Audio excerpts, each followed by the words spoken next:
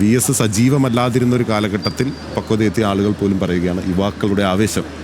അതിനകത്ത് ഒരു കാര്യമുണ്ട്. 2006 VS അച്യുതാനന്ദനെ തെരഞ്ഞെടുപ്പിൽ മത്സരിപ്പിക്കേണ്ടതില്ല എന്നുള്ള ഒരു ആലോചന വരുന്നുണ്ടല്ലോ. ആ ഘട്ടത്തിൽ തെരുവിലിറങ്ങിയത് മുഴുവൻ ചെറുപ്പക്കാരാണ് മുദ്രാവാക്യം വിളിച്ചത്. അതായത് പാർട്ടിയെ CPIM-നെ ആദ്യമായി പൊതുജനം തിരുത്തുന്ന രംഗമാണ് എന്ന് കണ്ടത്. അതായത് പാർട്ടി അണികളും അതല്ലാത്ത ആളുകളും. ഇപ്പോൾ VS അച്യുതാനന്ദൻ മത്സരിക്കേണ്ടതുണ്ട്, VS അച്യുതാനന്ദനോട് അങ്ങനെ അല്ലെങ്കിൽ VS അച്യുതാനന്ദനോട് ചെയ്യുന്ന അനീതിയായിരിക്കും എന്നുള്ള ഒരു തോന്നൽ ഉൾക്കൊണ്ടുകൊണ്ട് അത്രയധികം ആളുകൾ തെരുവിലിറങ്ങി.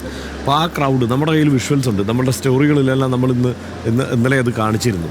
ആ നിരനിരയായി വരുന്നത് മുഴുവൻ ചെറുപ്പക്കാരാണ്. അതിന് കാരണം എനിക്ക് തോന്നുന്നത് സാധാരണ ചെറുപ്പക്കാരനായ ഒരു നേതാവ് ചെയ്യാത്ത സാഹസികമായ പരിപാടികളൊക്കെയാണ് VS-ൻ്റെ ഏതാണ്ട് 80കളിൽ ചെയ്തുകൊണ്ടിരുന്നത്.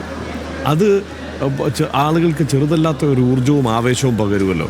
ഇപ്പോൾ മതികെട്ടാൻ മല ഞാൻ എൻ്റെ വീട്ടിൽ നിന്ന് 1 കിലോമീറ്ററേ ഉള്ളൂ മതികെട്ടാനിലേക്ക്. ഞാൻ ആകെ 1-2 തവണയെ മതികെട്ടാൻ മല കയറിയിട്ടുള്ളൂ. കാരണം ഇത് അതുപോലൊരു സ്ഥലമാണ്, എന്തിനാണ് വെറുതെ അങ്ങോട്ട് കയറുന്നത് എന്നുള്ളതാണ് നമ്മുടെ മനസ്സിലുണ്ടാകുന്ന ഒരു തോന്നൽ.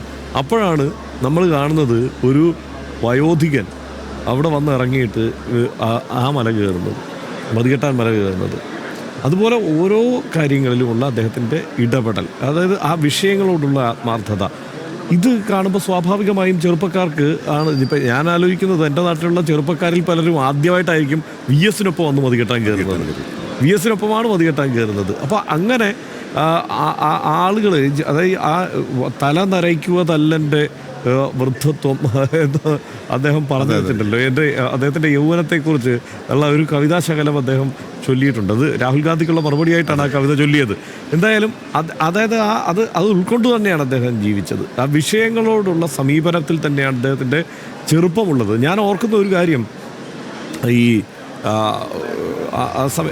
അദ്ദേഹം ഈ 80ാമത്തെ വയസ്സിൽ അദ്ദേഹം ഇടപെടുന്നു, അല്ലെങ്കിൽ 82ാമത്തെ വയസ്സിൽ അദ്ദേഹം പുതിയത് പഠിക്കേണ്ടതുണ്ടല്ലോ. ഒരു മുഖ്യമന്ത്രിയായിരിക്കുമ്പോൾ പുതിയത് പഠിക്കേണ്ടതുണ്ട്. ആരുമായിട്ടാണ് ആ സമയത്ത് വരുന്ന പ്രധാനപ്പെട്ട ചർച്ചകൾ? ഇപ്പോൾ ഫ്രീ സോഫ്റ്റ്വെയറുമായി ബന്ധപ്പെട്ട് സ്റ്റോൾമാനെയൊക്കെ വിളിച്ചിരുത്തിയിട്ട് അദ്ദേഹത്തെയൊക്കെ കൊണ്ടുവന്ന് ആ വിഷയം പഠിക്കുന്നു. ഒരു വാർത്താ സമ്മേളനത്തിൽ ഉടനീളം ആ വിഷയത്തെക്കുറിച്ച്, ഫ്രീ സോഫ്റ്റ്വെയറിനെ കുറിച്ച് അദ്ദേഹത്തിന് സംസാരിക്കേണ്ടി വരുന്നു. പക്ഷേ അതെല്ലാം സൂക്ഷ്മമായി പഠിക്കും എന്നുള്ളതാണ്. അദ്ദേഹം ചെറിയ നോട്ട് കുറിച്ചെടുക്കും എന്നുള്ളതാണ്. അദ്ദേഹത്തോട് സംസാരിക്കുമ്പോൾ ആ നോട്ട് കുറിച്ചെടുത്തിട്ടാണ് അദ്ദേഹം ആ വിഷയത്തെക്കുറിച്ച് കൂടുതൽ മനസ്സിലാക്കാൻ ശ്രമിക്കുക. അദ്ദേഹം, നമുക്ക് അറിയാമല്ലോ, അദ്ദേഹത്തിന് പരിമിതമായ വിദ്യാഭ്യാസം സിദ്ധിച്ചിട്ടുള്ള ഒരു നേതാവാണ്. ജീവിതമാണ്, ലോകമായിരുന്നു അദ്ദേഹത്തിൻ്റെ പാഠശാല. ജനങ്ങൾക്കിടയിലേക്ക് ഇറങ്ങി ജനങ്ങളുടെ പ്രശ്നങ്ങൾ പഠിച്ച് ആ പ്രശ്നത്തിന് പരിഹാരമുണ്ടാക്കുക എന്നതാണ് തൻ്റെ ജീവിത ദൗത്യം എന്ന് തിരിച്ചറിയുന്നു. ആ പ്രത്യയശാസ്ത്രത്തിലേക്ക് അദ്ദേഹത്തെ P. കൃഷ്ണപിള്ള കൈപിടിച്ച് കൊണ്ടുവരുന്നു. ആ പ്രത്യയശാസ്ത്രത്തെ സമ്പൂർണ്ണമായി ഉൾക്കൊണ്ടാണ് പിന്നെ അദ്ദേഹത്തിൻ്റെ ആദ്യകാല പ്രവർത്തനം മുഴുവൻ. കാരണം കർഷക തൊഴിലാളികൾക്ക് വേണ്ടി, സാധാരണക്കാരായ ആളുകൾക്ക് വേണ്ടി, നെയ്ത്തുകാർക്ക് വേണ്ടി, കയർ തൊഴിലാളികൾക്ക് വേണ്ടിയൊക്കെയുള്ള പ്രവർത്തനങ്ങളിൽ അദ്ദേഹം നിൽക്കുകയാണ്. എങ്ങനെയാണ് നിൽക്കുന്നത്? അദ്ദേഹം തൊഴിലാളിയായിരുന്നുകൊണ്ട് തന്നെയാണ്.